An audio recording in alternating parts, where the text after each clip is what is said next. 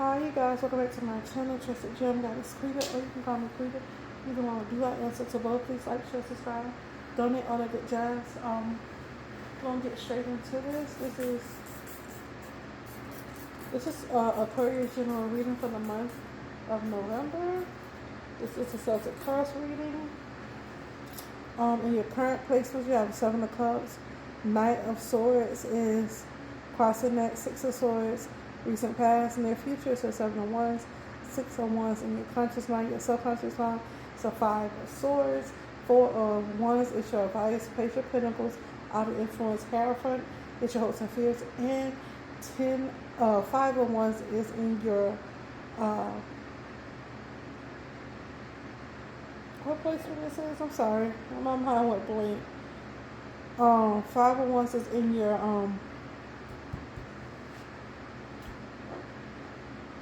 why can't I get it out?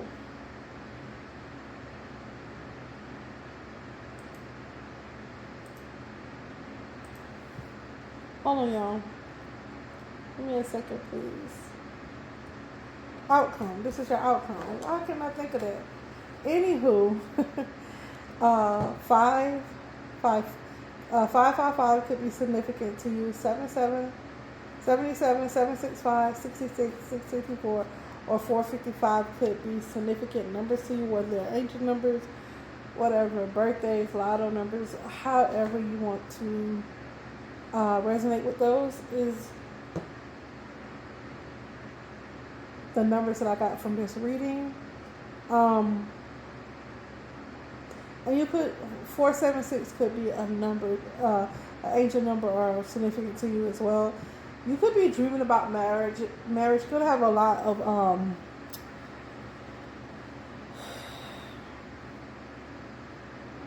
longing. I feel like people are longing to be with significant partners or have kids and be with family. So you definitely are dreaming about marriage. You have some kind of worry over an imagined reality. What this reality is? What is it? Okay, here it is.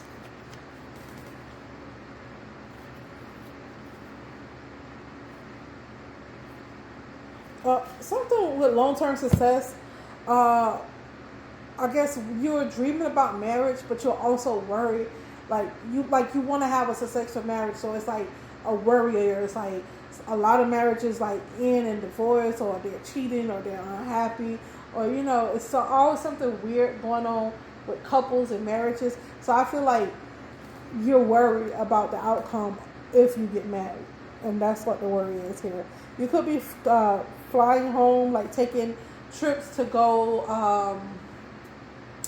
places, like some of y'all are either leaving home or flying back to home. It's a lot of travel going on at this time because of just things that's going on in the world. What I'm seeing is a government shutdown, and then I guess we'll semi-reopen. I don't know. This stuff it's so confusing from day to day that you never know what they're going to do. And it's, you got to understand, we're being spiritually manipulated. Well, a lot of y'all are being spiritually manipulated by witches and warlocks, people who don't have the greater good for all in mind. So be mindful of that. But you could be flying home. For the winter. This is getting the winter break is coming up. Thanksgiving is coming up. So just a lot of holidays. Christmas. A lot of birthdays. We have a lot of Scorpios in the house. Woo woo, Scorpios. My son's birthday was October the 29th. He's a Scorpio. So yeah, the Scorpios in the building loud and clear. This is their season right now. So yeah, you could be just flying for the back home for the holidays.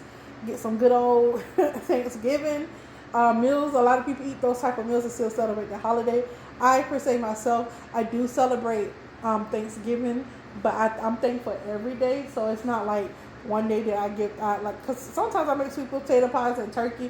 Like I'm having my kids be like, "Mom, you cooking for Thanksgiving?" I just be in the mood to cook certain types of food. But at this particular time of the year, I do not celebrate Thanksgiving. I do, however, substitute my time with my kids and with that holiday time as I treat it just like another day and say, hey, y'all can do whatever. Y'all can, play a game, watch TV, whatever you want to do. That's your personal time. And my kids were like, "You're not gonna celebrate Thanksgiving?" I say, "We can celebrate, whatever you want to celebrate. We can be thankful for. We can have a circle, whatever." My kids, I just feel I use it as a free day to either get some mental rest, or for my kids to rejuvenate, for me to rejuvenate, or me not to do nothing and just close everything off. Like I don't celebrate it in the way that other people celebrate it, but I do celebrate Thanksgiving, just not in this particular time of the year, but I do celebrate it. I be thankful every day, honestly, but to have a really sit down good meal, it depends on how I feel. I feel like if my son's birthday wasn't so close to Halloween, that would be my day to actually give thanks for the loved ones who are passed over. And I still do in my own way, but I want to make it a bigger ceremony on Halloween. We just pass out candy, put on masks, and it's just weird the way we celebrate it. We're supposed to actually be setting candles or writing our petition to our loved ones and helping them heal over there on the other side. Even the people who have committed crimes, we should be celebrating their not even celebrating. How can I put it? We should be uplifting them so that when they come back in better consciousness. Because when you talk to them spiritually and let them know, you're feeding their spiritual body, and so that helps them to elevate. Because most people who do criminal activity or do things either come into this world with a mental illness or damage, during birth or something like that, or from past lives, people just being weird and evil to them. So we should uplift the dead in a very high vibrational way. Let them know we love you no matter what you've done. Like just showing them unconditional love and showing them that the light is the way to a better. Not the light as in, oh, it's bright. The light as in higher consciousness, higher.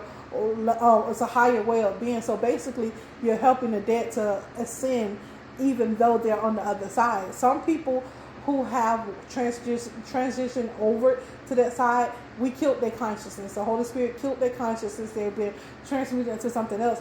The reason why we kill certain people's consciousness because some people just dead.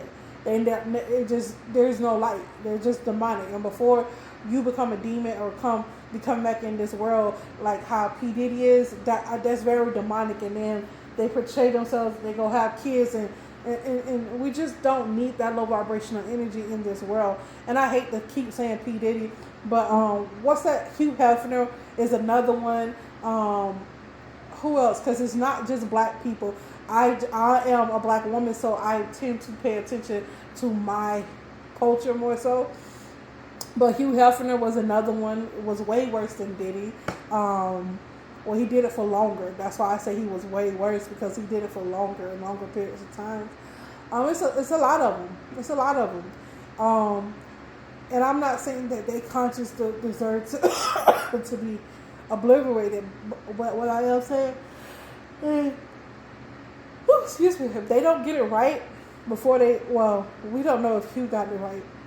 We'll get back to that later. But if Diddy don't get it right before he leaves this planet, we don't want him, because he's going to come back into another cycle.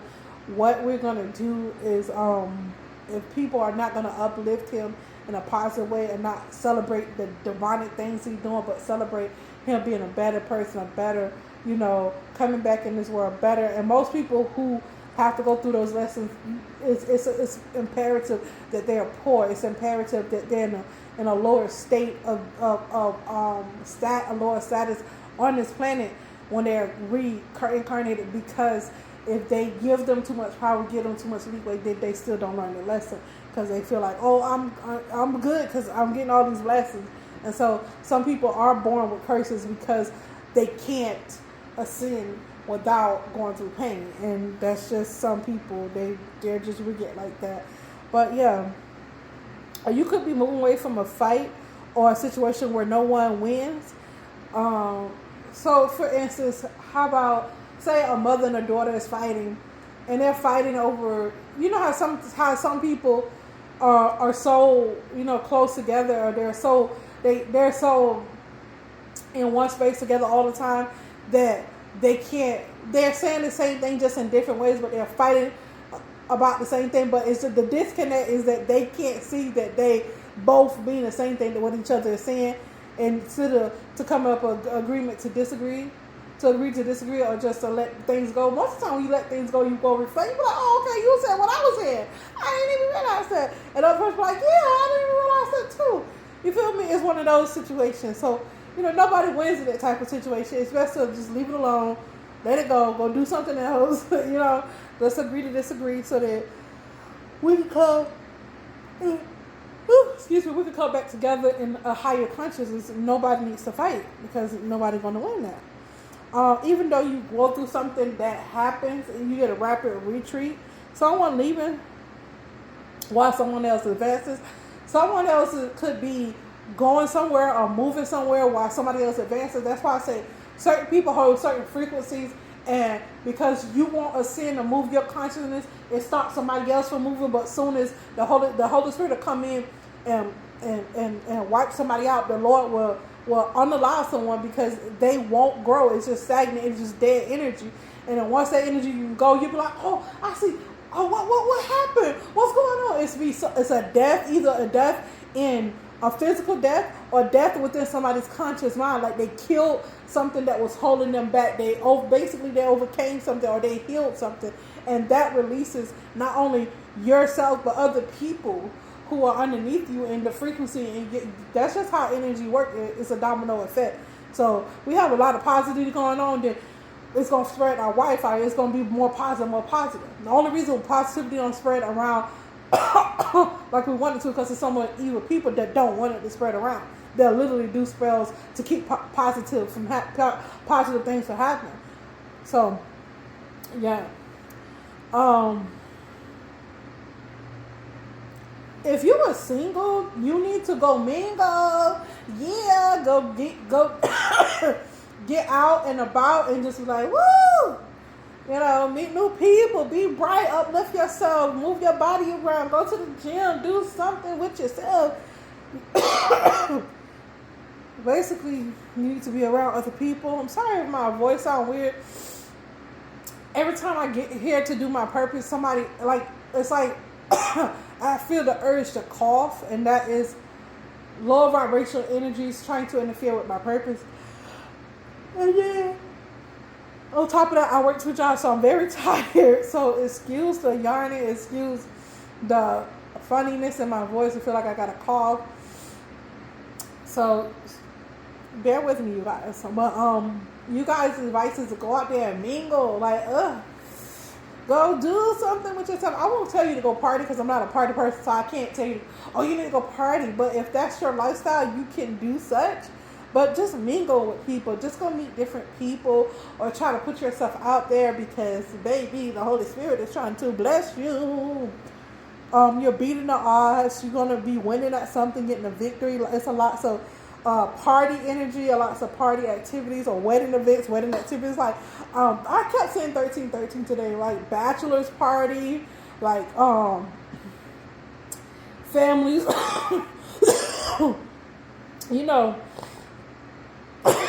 excuse me. You know how families get together when, the bride and groom is getting married and they meet each other. Maybe they meet each other for the first time, or both sides of the family is like, oh my God, glad to meet you, glad to see you. Oh, it's been a long time. It's like you get that relief. Like it's almost like a family reunion, but like y'all going to hang out. Okay, our bride and groom is doing this, so let's go, help them out. And y'all getting together and just uplifting those people. Or maybe it's an after party. Hey, who don't like an after party? Okay, and nothing wrong with a little after party.